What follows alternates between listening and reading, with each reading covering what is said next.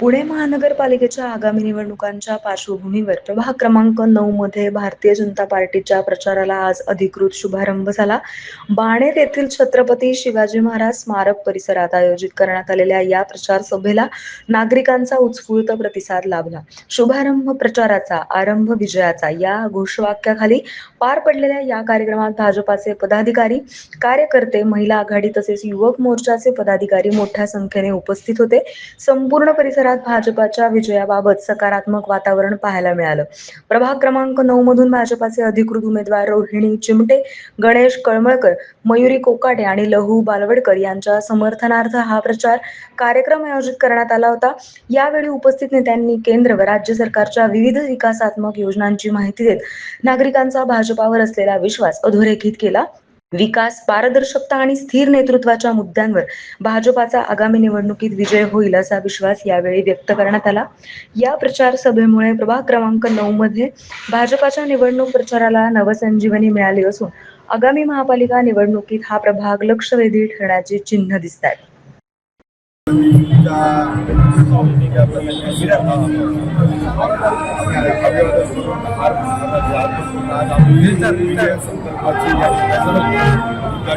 आज केलेला आहे.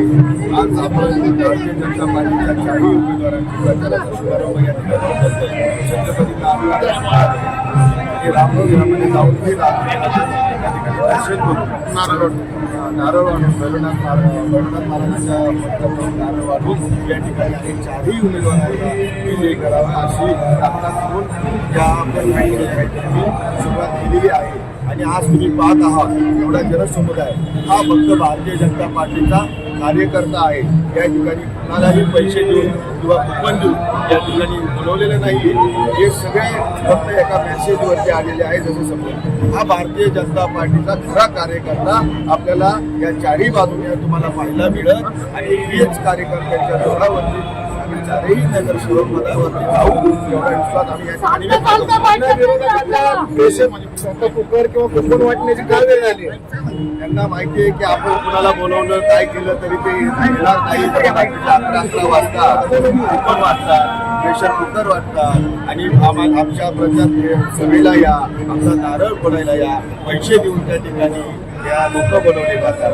त्याला त्याग आणि समर्पण कळलं नाही अशी लोक पळून गेल्यामुळं त्यांच्यावर त्या जनतेचा विश्वास उडाल्यामुळं ही वेळ त्यांच्यावरती आज आलेली आहे.